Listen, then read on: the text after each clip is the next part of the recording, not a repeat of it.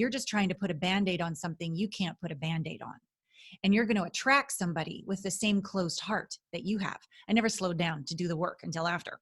So I attracted someone who, when I ended up divorcing him within a year, because he turned out to be quite an angry man, he didn't like that very much because I humiliated him. I promised him I'd be with him forever, and I left. And I made him look bad. So from a closed heart point of view, the only thing to do would be revenge. Are you curious about discovering ways of making your life better?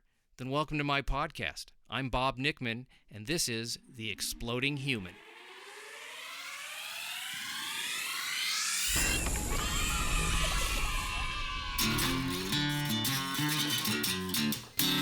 Listen in while I talk with all kinds of people in the fields of personal growth, health and healing, alternative therapies, ecology, spirituality, environment, and the future.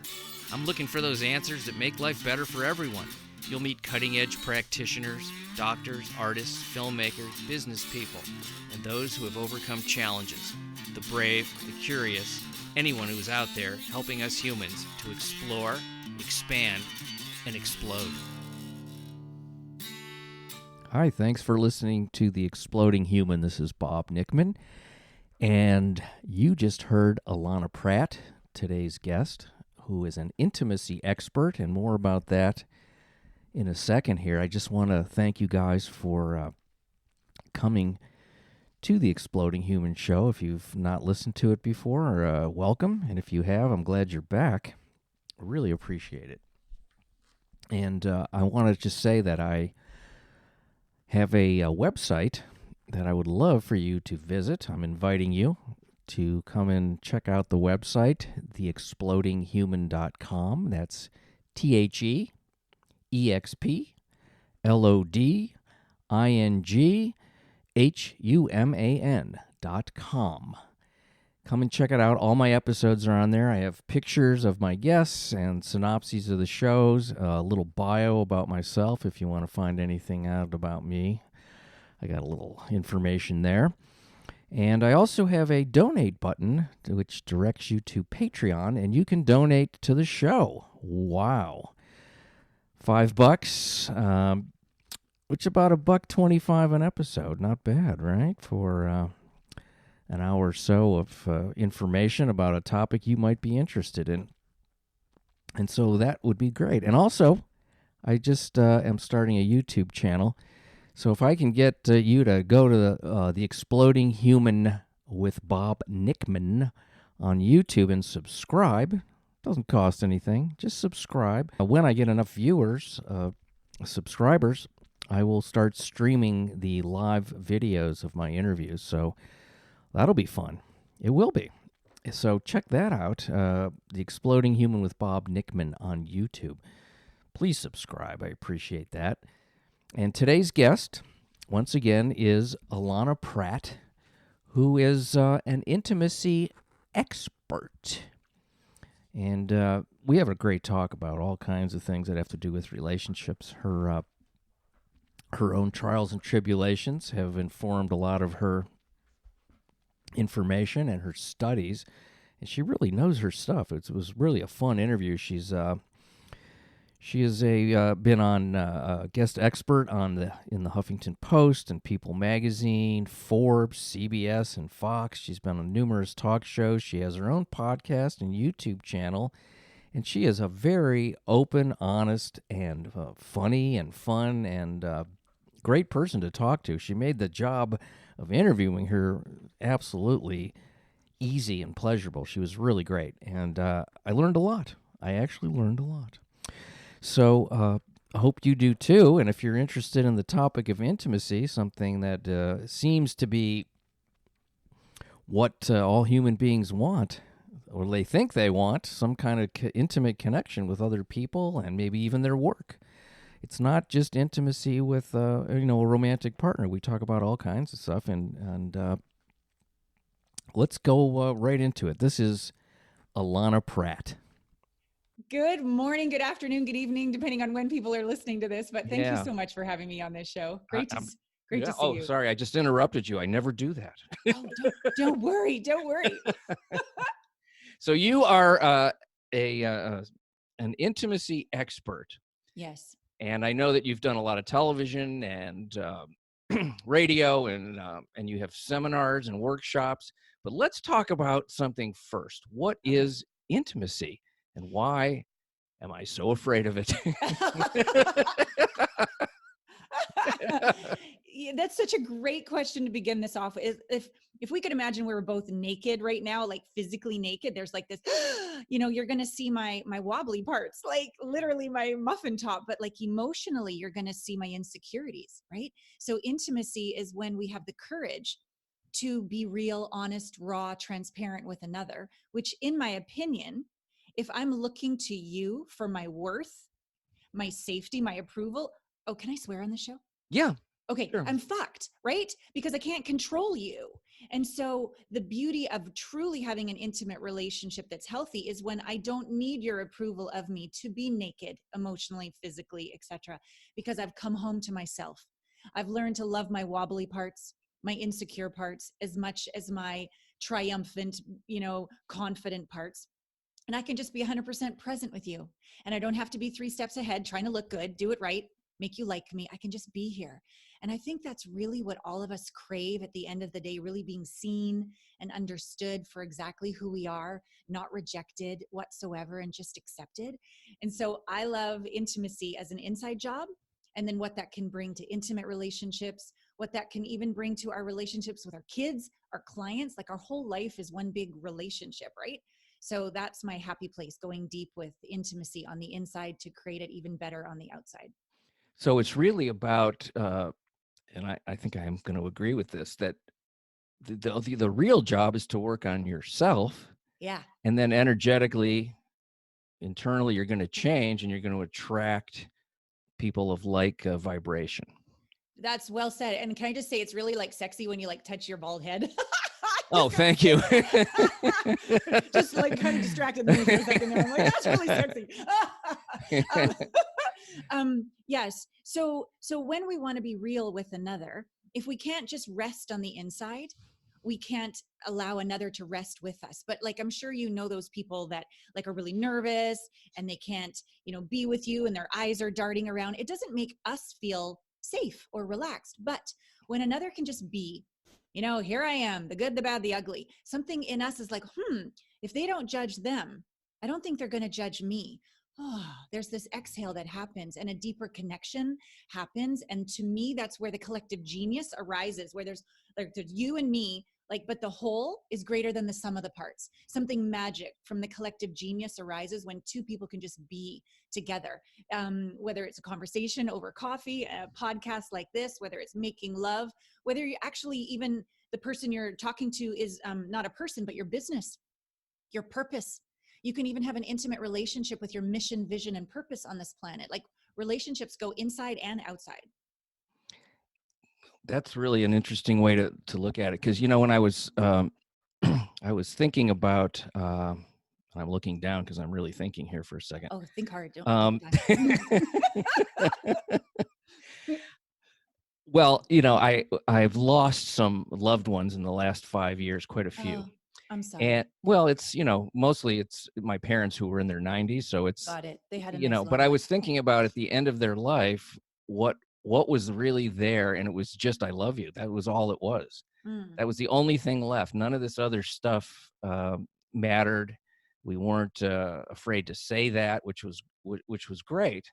yeah. And I try to, you know, not that it's easy, because we're guarded people for safety reasons, because there are situations that don't feel safe. Sure, So sure. when we talk about intimacy, that isn't something you can do with everyone. It's a good point, because not everybody is going to honor that vulnerability. They're going to say, "Ooh, somebody's heart is totally open and they're being transparent right now. Let's get a dagger out," right? Because it makes them very uncomfortable. So you have to have discernment and awareness with who you choose to be vulnerable with. Like people need to earn the right to know your deepest, darkest secrets. You just don't say it on a first date or in the grocery store. However, something crazy does happen when you are quote unquote at the grocery store and you are this open. For example, my son is now like 6'4", 16 years old, but the magic still happens of when he was little. We practice this ability to keep our hearts open in the face of anything. We get to choose who we say what to. We're still conscious beings of choice. We're not a doormat here, but we have this openness, this safety, this non-judgmental part about us. And I remember one time going through the grocery store line, and we said to that, we always make eye contact. We make sure what we communicate lands. Like, that's what I've taught him. Like, make what you communicate touch their heart all the way through to their soul, not just to their outside identity, but all the way in. And this gentleman that was checking us out said, I go, so how are you? And I meant it. Like, I actually cared. Like, I made it land. And he goes, well, my mom just died this week. And I just was being with him. I'm like, I'm so sorry. Tell me something about that. And we just stood there, and like all time and space went away, and he felt totally seen and gotten. And because my mom had passed, so I'd been through that, so I could be with him.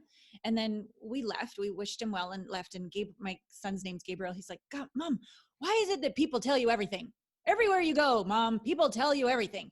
I go, I think it's because I'm just safe. I don't need to fix. I don't need to make it all better. I don't need to go, oh, I'm so sorry. Like, I just, and that's a gift to give. So yeah, it can happen anywhere, anytime. You can be that safe space. And simultaneously, you want to be discerning and aware of who you open up to, whether you're going to be honored. And again, we can't ultimately control that. So part of being vulnerable is risking that you might not be received well. And do you still have your own back? Do you still love and accept yourself, even if they do reject you? Yeah. That's the inner work. That is, right? Like, you as a comedian, how many times did you make a joke and nobody laughed? Oh, lots. It's Right? all about, it's all about not taking it personally, but Yeah. but when it's you, it's a little harder. But It's like, that's the work. That's the work. In the face of anything.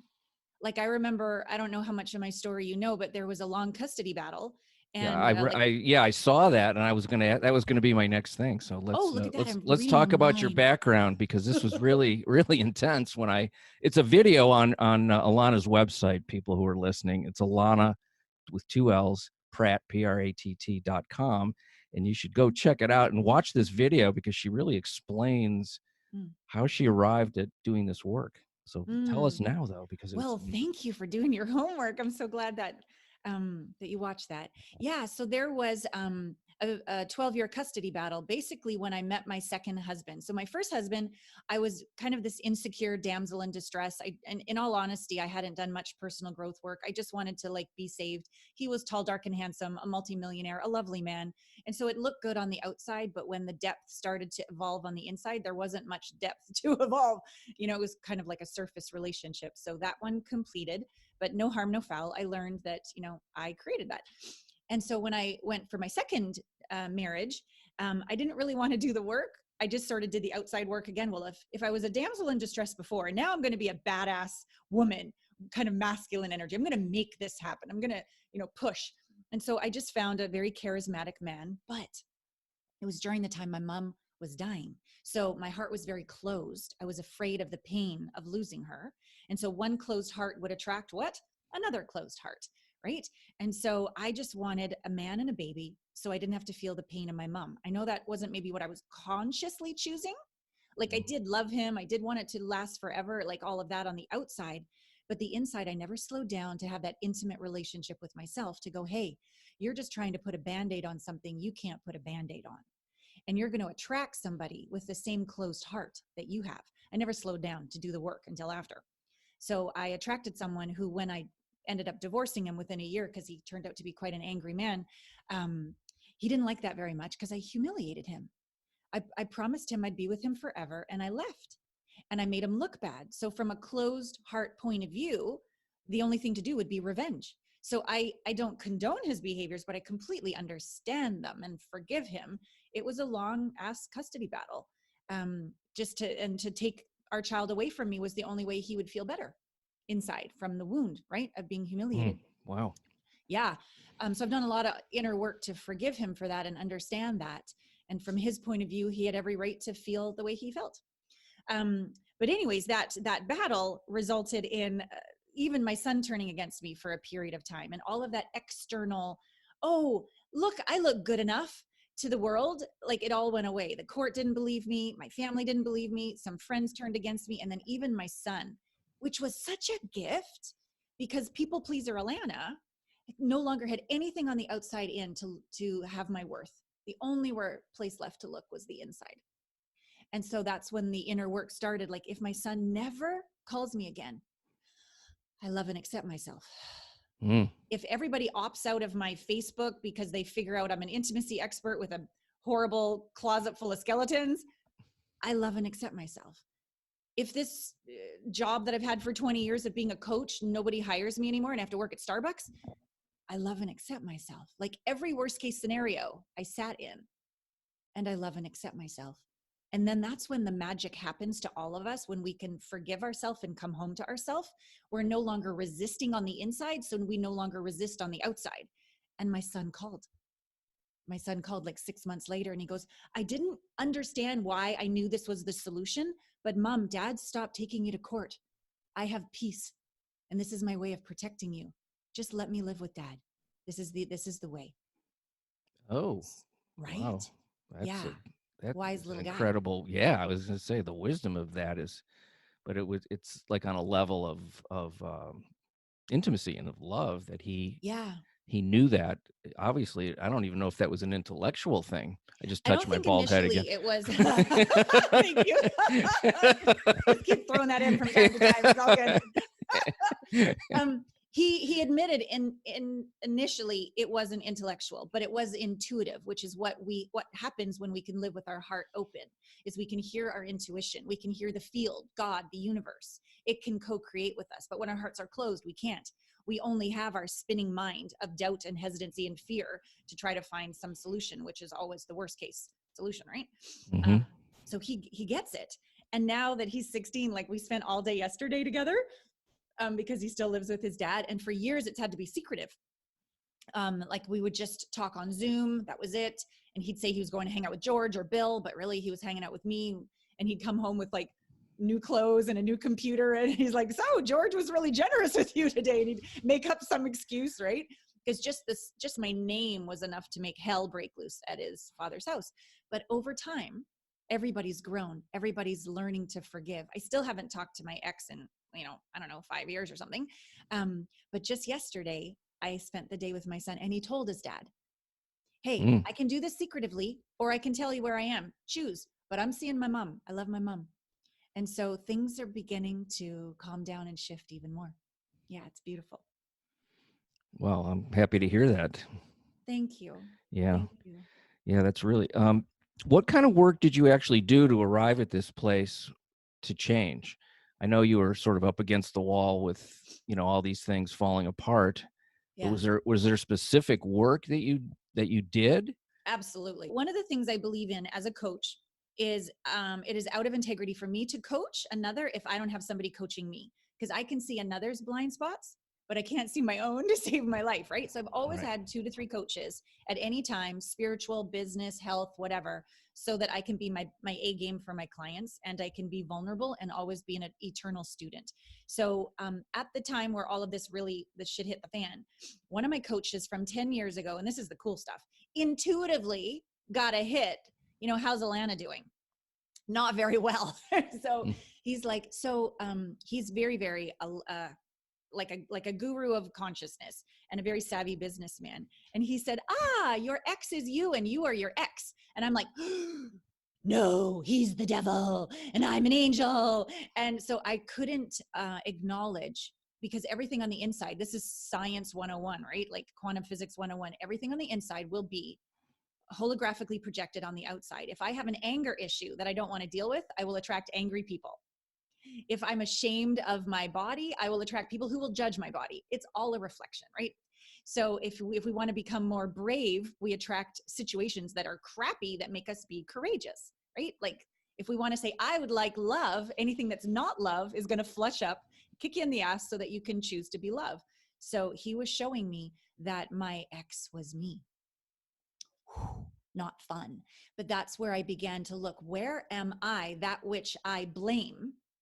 So let's just give a simple example, let's say somebody ghosts you or cheats on you or dishonors you. So dishonor, we'll say, okay, is coming at you in a pattern of relationships with someone you're married to or dating, or it's just you're single and you just can't seem to find one that sticks because they all lie, cheat, dishonor me on some level. Okay, super great. So now turn it backwards on yourself. Where am I lying, cheating, ghosting on myself? Mm. Where am I doing that to others? I am not saying this is fun whatsoever. So the key is you must first have this, remember, I love and accept myself relationship with little you on the inside. The humiliated, ashamed, scared, mad, sad ones on the inside. First, you got to come home and go, hey, I'm so sorry that I've been judging you all this time, avoiding you, rejecting you all this time. I'm learning a new way. Please come out of that closet. Please let me give you a hug. You don't want to come out of the closet? I'll go in the closet. I'll even throw away the key. I love you that much. I'm not leaving until we are one. Something on the inside really rests. So that would be step one, the inner work. Step two is like, okay, so where am I dishonoring myself? And you can go through every area of your life, physically, mentally, spiritually, vocationally, financially, socially, family-wise, romantically, sexually. Like you can go down the list. Where am I dishonoring my truth to myself? Okay, that's a lot of work. And then you do it. And where am I dishonoring others in all these areas of life where you're just not quite present, or you're downright avoiding, or you're lying, or you're, reject, like look at it. And when you look at it, it's very, very humbling. But the other thing is you stop being a victim. You stop going, well, that's happening to me and poor me. And it's all there. Like you grow up and you take your power back. And now you can make new, grounded, mature decisions. You can clean up your messes. You can make up for the damage done. You can say, this person is no longer, I'm not going to keep seeking love where there is no, they're not committed actually, but we just don't want to see that. We don't want to see that we've actually attracted someone who has no interest in honoring us, but it's just a daddy wound or a mummy wound. And we're just trying to figure it out with that person. Let them go, bless them, because they're showing you it's your own inner work to do. It has nothing to do with them. They're just the catalyst for you to do your work. So that was a process I went through. Step one, inner work, little you. Step two, where am I that to myself and others? Step three, what new choices do I need to make? What messes do I need to clean up? What brave, things do I need to step into? So all of that process got me out of debt. I was in like $250,000 legal debt. So that was not very fun. So got out of that by releasing the shame, right? If I'm going to shame myself, am I going to do any good trying to make that money back? No, because money is another relationship, another intimate relationship. Every time I looked at money, I was mad. And so why would money want to come play with me if I was mad at it all the time, right? So I cleaned up that relationship. My business is booming. Another book I wrote. And then my son called back, dating higher caliber men. Like every area of my life is improving. But again, there's no perfection. I'm still single. And I'm still working on expanding my business and letting employees go and hiring new ones and learning onboarding processes and just all these business skills that I'm learning. So I'm still a hot mess, but I'm also more successful, happy, fulfilled, calm than I've ever been as well. So so grateful for the journey. So do you do workshops? Is that what is like, and is it mostly women that come to you? It seemed like that from the website, but. Well, there's another website called gethertosayyes.com, and that's my guy's website. Oh, okay. And So you work with both. I work with both, and I work with couples. So intuitively, you're right, though. When I first started 20 years ago, it was just women. I mean, it was more around sacred sexuality and really getting back in our bodies and our intuitions and knowing our worth as a work of art, not a piece of meat, and ending the competitiveness with other women, all of that kind of work. And then as I went through my court battle, I came very close to hating all men forever. So the universe gave me men to coach. And I realized, oh my God, men's hearts are the same as women's. Men are beautiful. Men are noble. If they choose not to do the work, okay, they can be mean. I got that. But same with women. So I worked with more men for a period of time. And then now, after 20 years of this intimacy work, I'm working with a lot of couples because I'm more in relationship with myself, more in relationship with my clients, my son, lovers, money, all of this. So more, partnerships are showing up. So as I evolve, my business is evolving. Let's say somebody comes to you and they say, I'm just really stuck. I haven't had a good relationship in a long time. I'm picking people that aren't good for me. I feel lonely. Yeah. I know I'm a great person, but Yes. it's just not happening. And I don't think it's me. I think the world is just full of really troubled, messed up people. Yeah. And when I'm true to myself, there's actually less people for me to choose from. this is the way I used to feel, by the way. So that's Oh, why I'm okay. saying, Thank you. I mean, Yeah. I've been Yeah. married a long time now. Yeah. Yeah. And my wife is actually one of those people that you were describing about yourself, that people tell her things Ah, because nice. she has that quality of, and it's one of the reasons I was attracted to her, that I felt safe Sure. Sure. to How tell her beautiful. anything. So somebody comes to you with these beliefs, Yeah. and their experience would enforce those beliefs Yes. because of what you were talking about before. How do you Yeah. start to, obviously they're open because they're to They're something calling because me. Yeah. they're calling you. Yeah. How do you start? What do you say? Like, let's say it's, somebody who's, I'm going to just pick an age. They're 40. They feel like there's no chance Yeah. left. Yeah. I'm too old. If it's a woman, men only want young chicks. And, Sure. Sure. Those and are a I'm lot sure of good people beliefs out listening. there. Yeah. Yeah. Uh-huh. I'm sure you've heard this before, All of them. Yep. because I have friends that say these things to me Yes. too. So Yes. how do you start? Well, now that I've been doing this for 20 years, I actually have an intimacy success advisor that takes these calls for me when someone's interested in working with me. And they first take this intimacy blind spot assessment that will be on my site, revealed in the new year in January. So the blind spot is, there's intimacy in 3 areas. So the first area is like your intimate relationship with yourself, with life or the divine, and with a beloved. And then once you get to the end of this assessment, you go, oh, I see that these beliefs are not serving me. I can actually see the belief now. So that's the blind spot. And then when they have an intimacy breakthrough call with my advisor, basically I coach them, my advisors, on taking them through a simple but profound process, kind of like that. When I was wired backwards with my ex, Mm-hmm. I was blaming him, but really it was me. So I've trained my advisors to take people through this process.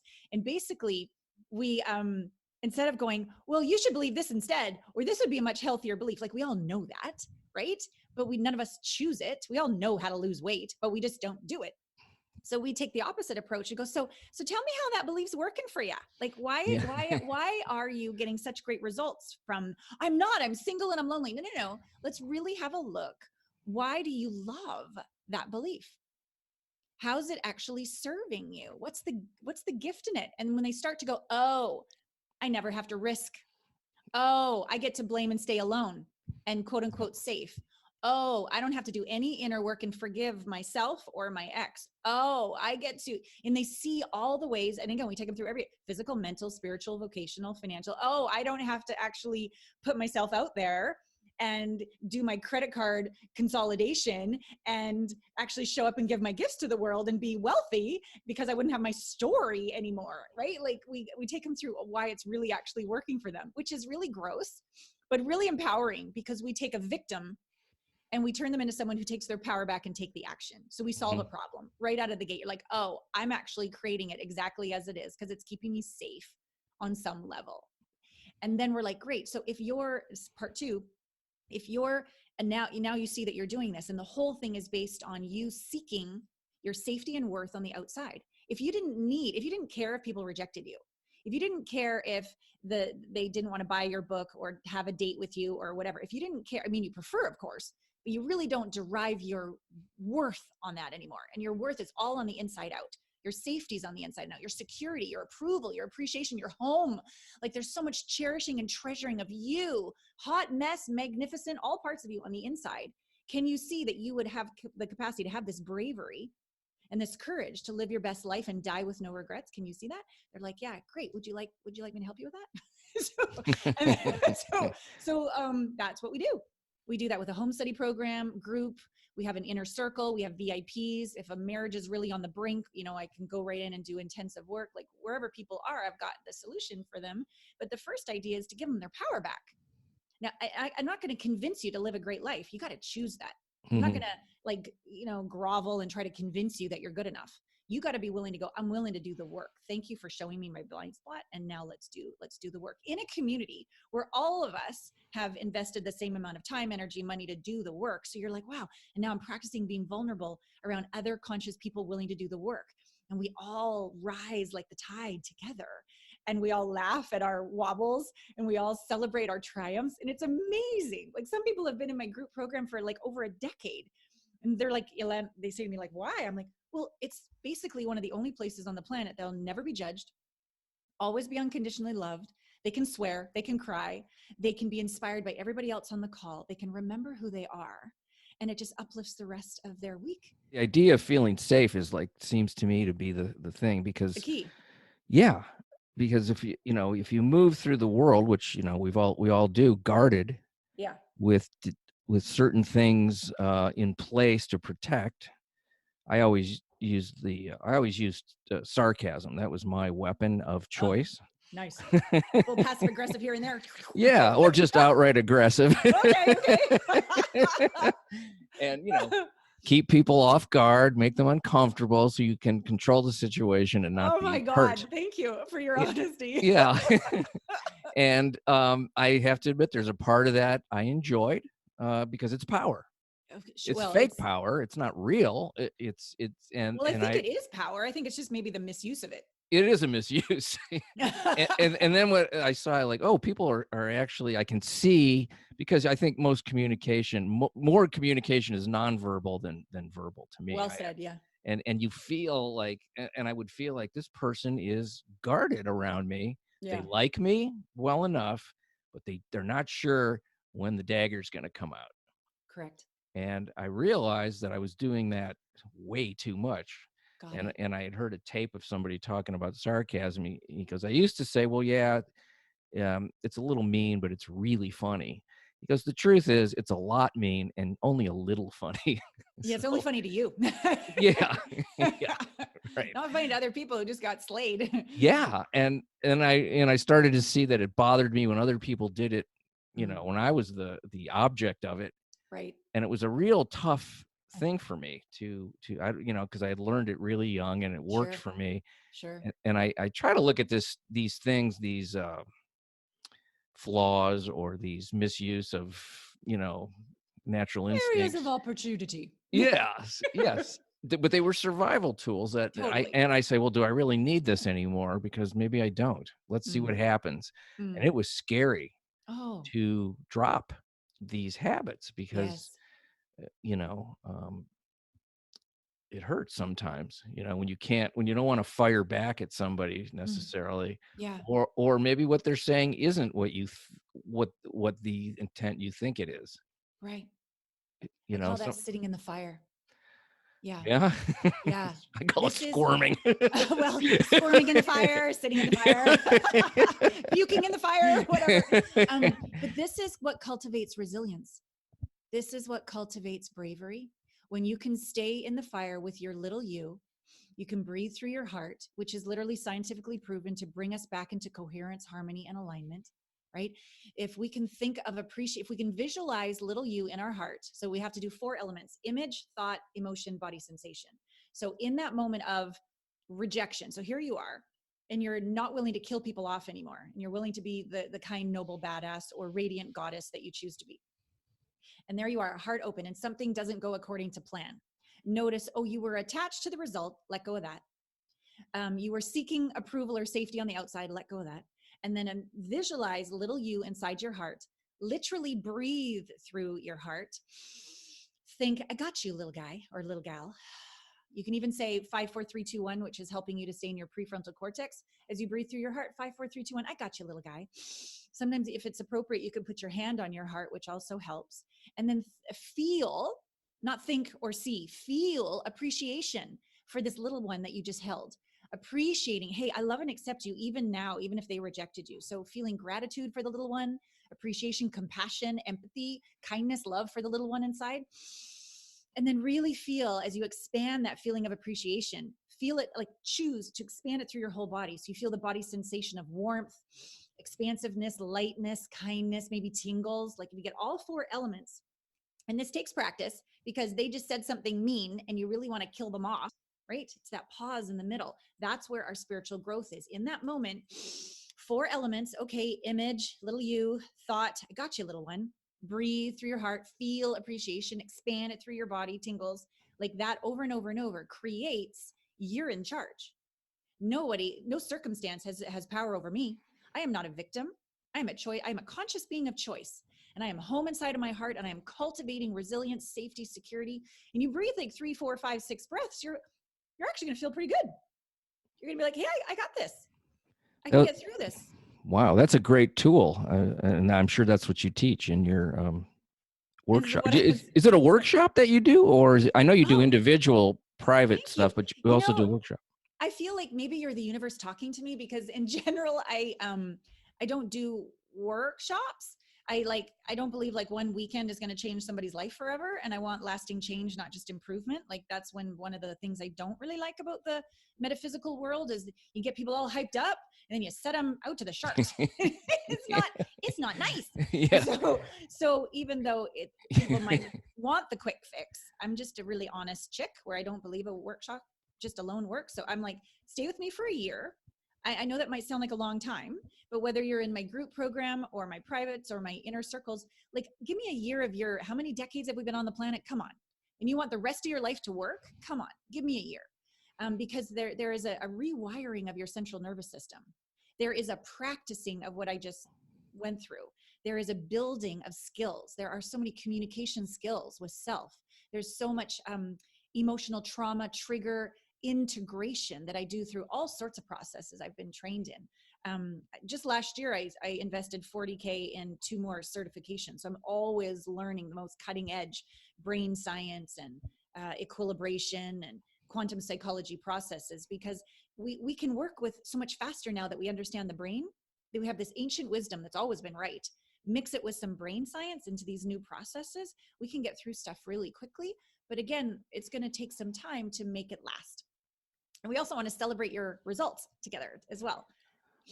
Yeah, and it sounds like it's a supportive type thing, because do people that are in the work with you Yeah. talk to each other? My God, they not only talk to each other, they fall in love. Like Oh, seriously. No, seriously. that's Like, sweet. no, it's Yeah. very true. So yes, they become family. Probably the family you've always wished you had, the one that doesn't like passive aggressive you every time say you're looking a little chubby or whatever. Yeah. They don't say shit like that. So they become a family where you really feel seen, like your soul brother, your soul sister.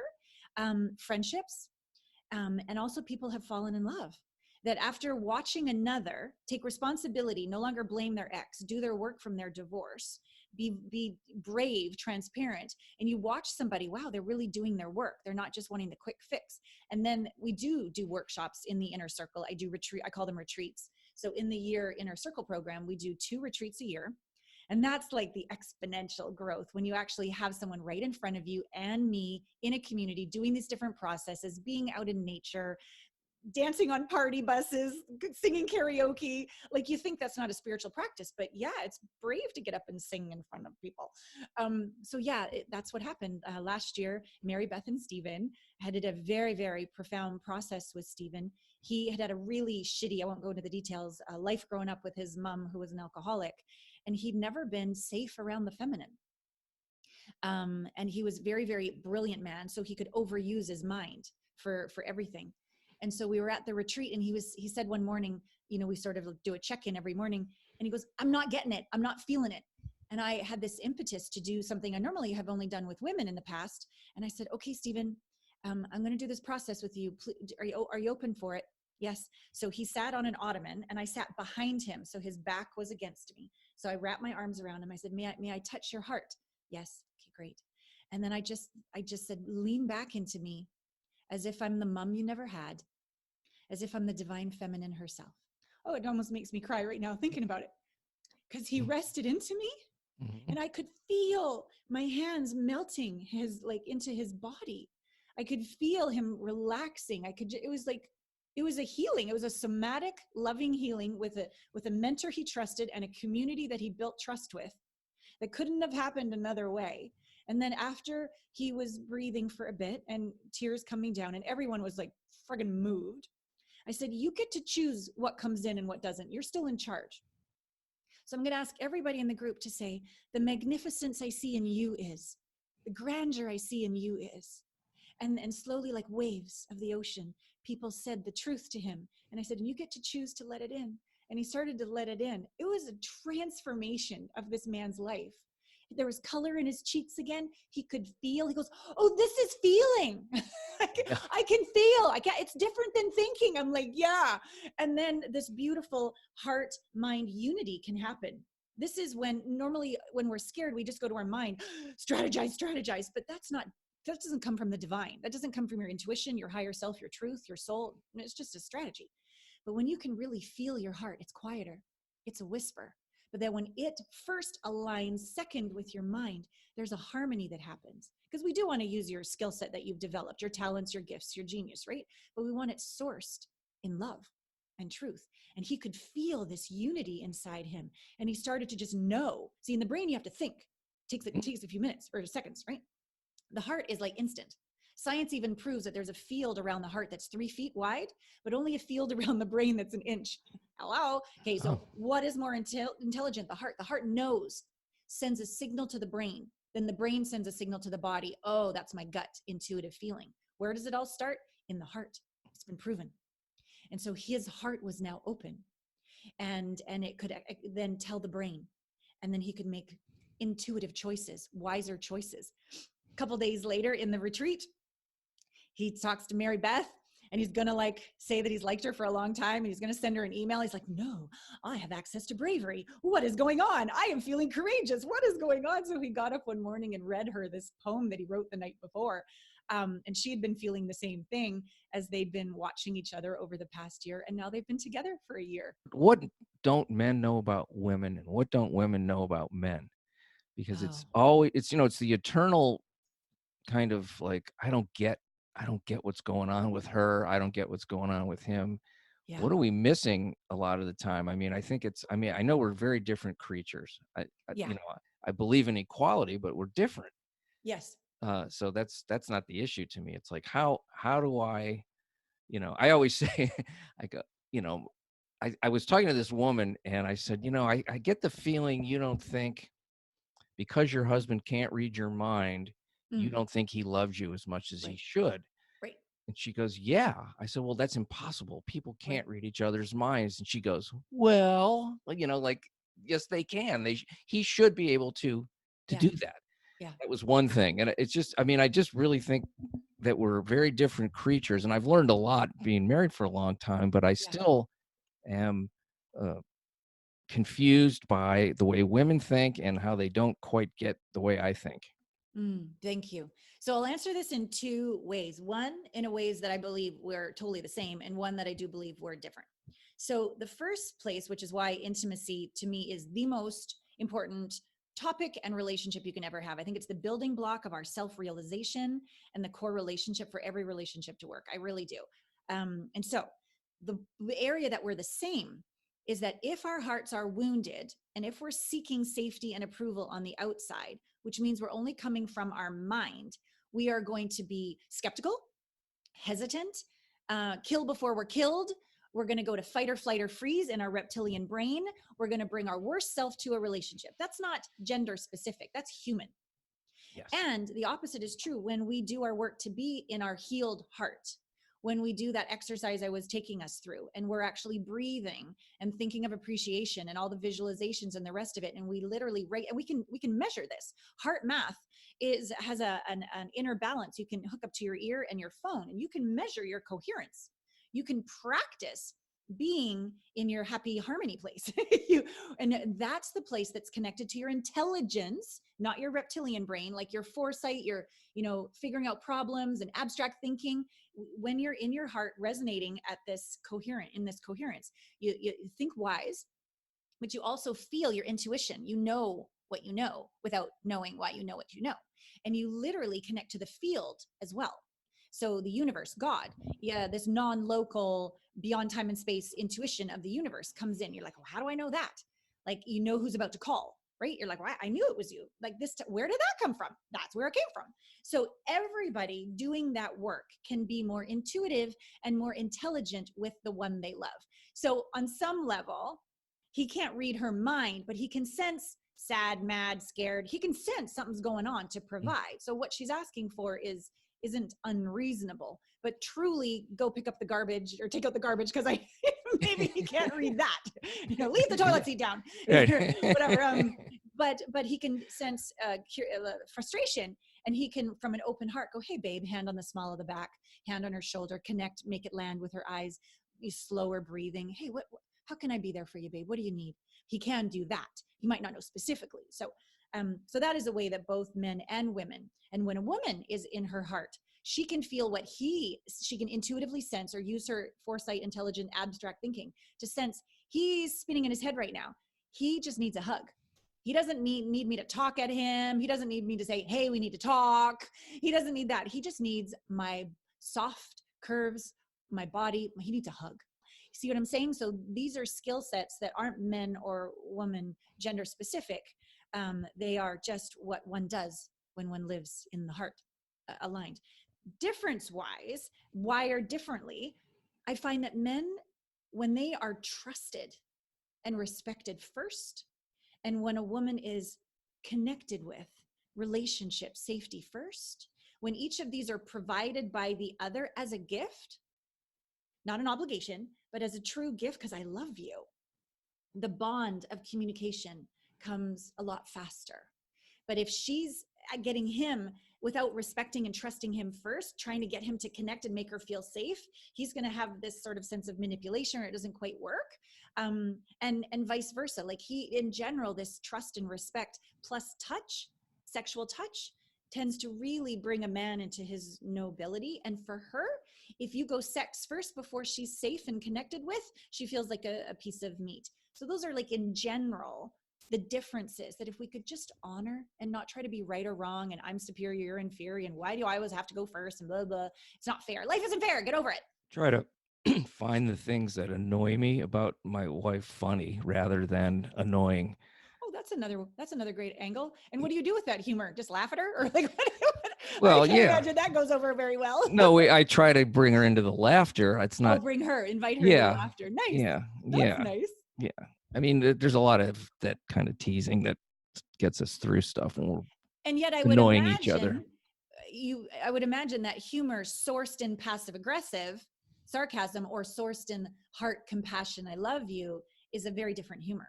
Yes, it is. And we do both. depending on where we're at. So it's yeah. So I'm gathering most of the work is about couples and that type of intimacy, although it's transferable to all these other things you're talking about. Well, I actually start all relationships with intimacy with self. I really don't think anything on the outside is going to succeed long-term until you, in the face of anything, can stay connected to yourself. Otherwise, you're going to kill them off before they kill you. Yeah. You bring in things like meditation and I do a lot of guided visualization, transmission of energies, meditations. I have tons of on my new updated website, Thriving Intimacy Meditations for him or for her. Again, I believe if we're not in this coherent state first, we're just putting sprinkles on top of the ice cream cone of shit, wondering why it still stinks. Got to do the inner work first. So yeah. All the light and dark can be brought. And you can I even do these practices with couples to say, hey, more heart, more dark. You know, I've been trained in this for over 15, almost 20 years now. Satyan and Suzanne Raja, who were trained by David Data. I don't know if listeners know who these people are, but anyways, trained for years and years in how to communicate and invite, not emasculate, when you're getting scared and you need more heart, or when you're getting bored and you need more dark. But it's all through the heart. And when people aren't first rested in the heart and only your mind is hearing, what, you want me to be more dark? You want my husband to be more dark? That'll make him an asshole. Well, yeah, but not when his heart is open. It's going to be the ravishment and the surrender you've been craving your whole life. Yeah. Like a romance novel. Maybe. I've written my 5th book is coming out, actually. It's called Finding the One is Bullshit. Becoming the One is Brilliant and Beautiful. And ironically, the key to attracting your ideal partner. The one. I've always found that to be sort of an odd concept with all these billions of people around. It's there's only one. The one is you.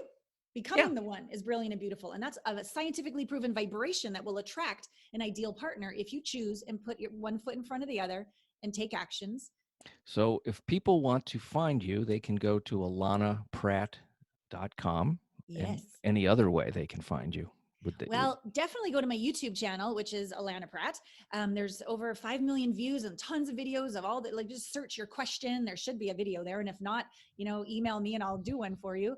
I have a podcast too, Intimate Conversations. So that's another way people can learn and grow. And then I don't know when this will be aired, but very, very soon, the Intimacy Blind Spot Assessment will be available on the new site, which I'm really proud of. And we'll give you great, great insight into what's blocking you so that you can change it. How do you find the time to do all this stuff? I'm impressed.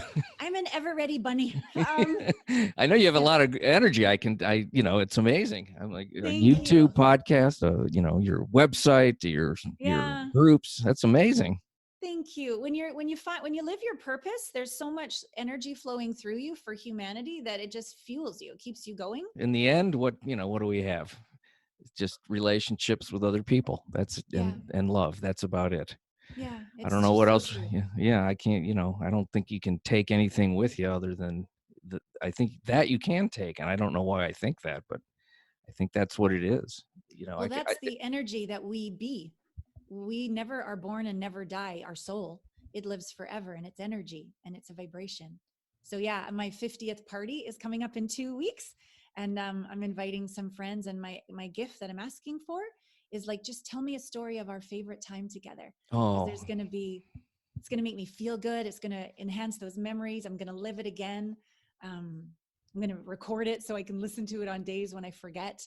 Thank you for talking to me. And I encourage the people listening to check out Allana's website. It was really got a lot of great information. There's even books that you recommend that you didn't write, that you say, hey, check these out. Well, as I said, I have many mentors to help me be who I am, and I'll never stop learning. Thank you, Allana. That was fantastic. I really enjoyed that. And I enjoy having people listening to the podcast. Our audience is growing, which is always a good thing, and I feel great about that. Please visit my website. I will mention that again. I know I mentioned it at the top, but I'm mentioning it at the end if you're still here. I hope you are. It is theexplodinghuman.com, TheExplodingHuman.com, theexplodinghuman.com.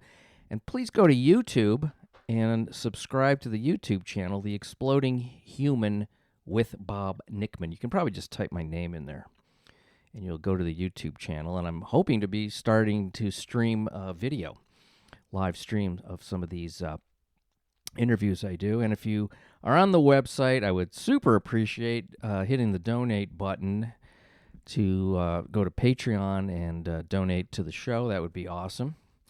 And let's keep this thing going. Thank you very much. Have a great day.